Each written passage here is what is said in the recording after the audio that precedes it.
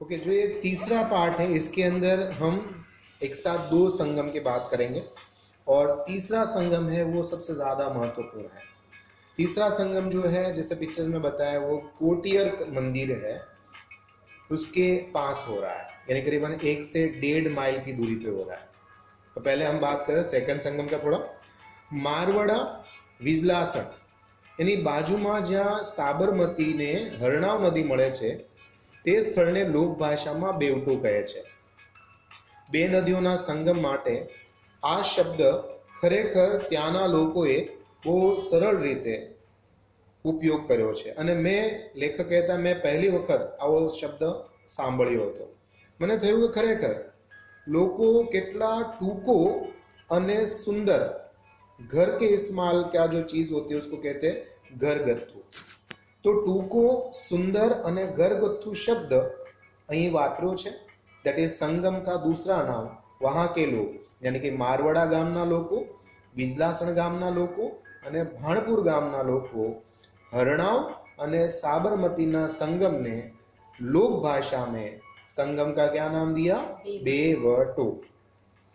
साबरमतीनो त्रीजो अगत्यनो संगम जे छे ए कोटियर्कथी करीबन 1 થી 1.5 माइल की दूरी सगपुर गांव के पास होता है, जहां लोकमत प्रमाणे एवं कहेवाय छे के अहींया साबरનું नाम परिवर्तन थाय छे અને નામ એનું બને છે ધેટ ઇઝ સાબરમતી। એ પહેલા ઘણું ખરું એને સાબરના નામે જ ઓળખે છે। આ ત્રણેય સંગમની અંદર બંધારણની વિશિષ્ટતા સ્થાન ભોગવી રહી છે। पहला संगम जेने आपणे कहीए छीए चित्रवितेश्वर महादेवनु पासे त्यां वाकळ साथे साबरनु देह बंधाय छे is a point number 1। Point number 2 बेवटा पर यानी कि हरणाव नदी साथे ज्यारे संगम थाय छे त्यां एनो विस्तार थाय छे, मतलब फ्लो बढ़ जाता है। एंड तीसरा संगम जो होता है कोटियर मंदिर के पासे त्यां हाथमती साथे हाथ मिलावे छे अने एमांथी हाथ નીકળી જાય છે અને મતી સાબરને મળી જાય છે, એટલે સાબરની પાછળ લાગી જાય મતી, એટલે એનું નામ વધારે ભાગે સાબરમતી થઈ જાય છે અને ત્યાંથી જ તેને મહાનદીનું સ્થાન પ્રાપ્ત થાય છે। આમ 3 પોઈન્ટ બને। ચિત્રવિતેશ્વર મહાદેવ પાસે દેહ બંધાય છે, હરણાવ નદીમાં વિસ્તાર આપે છે અને હાથમતી સાથે હાથ મિલાવીને મહાનદીનું રૂપ ધારણ કરે છે। आम धीरे धीरे करके इसका वहन बढ़ता जाता है।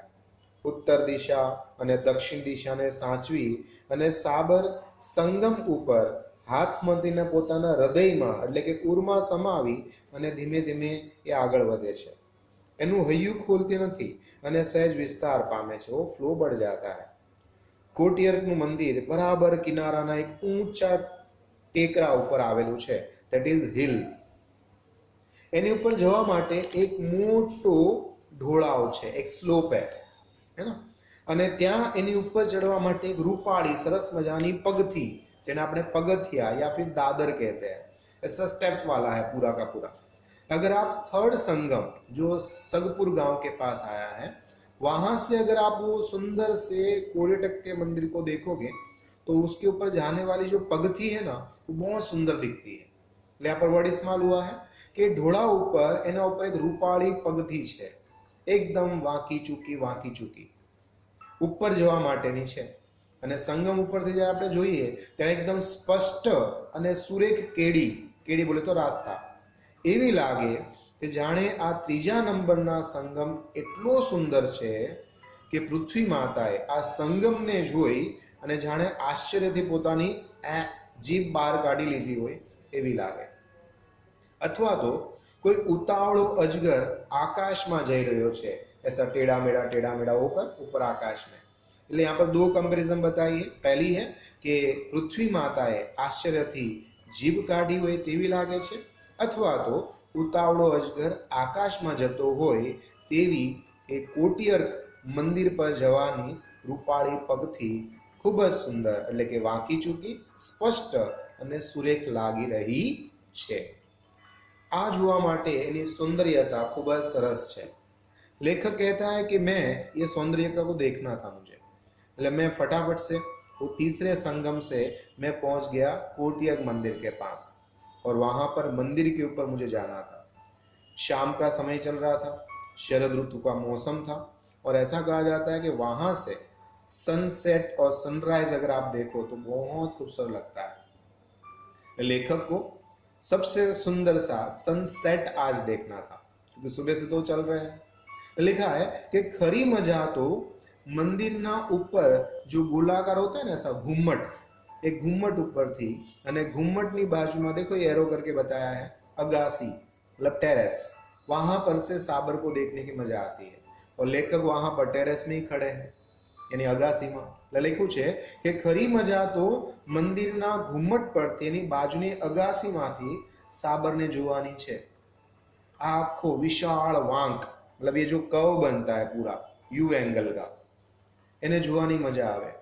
सांझનો समय होए, सनसेट होने की तैयारी है और येलोइश प्रकार का जो प्रकाश है वो पानी के ऊपर गिरता जा रहा है। तो पानी जो है वो पानी पानी नहीं लग रहा है, ऐसा लगता है जैसे सोनानो रस हो, है ना, एकदम ऐसा लग जाता है। और आसपास का जो मिट्टी है वो कॉपर कलर जैसी लगती है और ऐसा लगता है कि जैसे पृथ्वी माता ने अपने पाँव के अंदर सोने की झांझरी पहन रखी है ना, ऐसा सुंदर सा उसका कव बन जाता है। तो लिखा है कि विशाल वांक અને ત્યાંથી આંખમાં સમાઈ જતો એનો સ્પષ્ટ અને સુરેખ દેખાય છે। એવો ઝંકાર કરતી એ કોઈ સુવર્ણ ઝાંઝરી પૃથ્વી માતાના પાયને, પાય का मतलब होता है पग, પગમાં વીંટળાઈ વળી હોય એવી ઊંચેથી લાગતી હતી। મને બરાબર યાદ છે કે તે પ્રથમ સ્થાનેથી મેં સાબરમતીને જ્યારે જોઈ ત્યારે સૂરજ આથમવાની मतलब સનસેટ होने की पूरी तैयारी थी। वर्षा ऋतुना जळभर्या वादळमांथी प्रतिबिंब थती प्रकाशनी आभा यानी रिफ्लेक्शन, नदीना पूरमा तपाયેલા સુવર્ણના રસ यानी कि સોનાનો રસ જેવી લાલચોળ બનાવી હતી। પૂર ઓછા થતા હતા અને રતુમડી રેતીમાં, રતુમડી मतलब लाल कलर की रेती के अंदर वर्तुळाकार विशाल पट मतलब किनारा, एमा तांबाना एक मोटा था मतलब ऊपर की एक बड़ी सी थाली हो और उसके आसपास से सोने का रस गोल गोल गोल घूम रहा हो, ऐसा लग रहा था। और वो सोने का रस नहीं है पर सोने की पायल है जो पृथ्वी माता ने अपने बड़े से पाँव में पहन रखी है ऐसा। और आसपास की जो मिट्टी है उसको कॉपर कलर के साथ कंपैरिजन की गई है। लिखा है कि पूर ओछा थता रतुमड़ी रेतीना विशाळकार तांबाना एक मोटा थाळ जेवी पथराई रही है।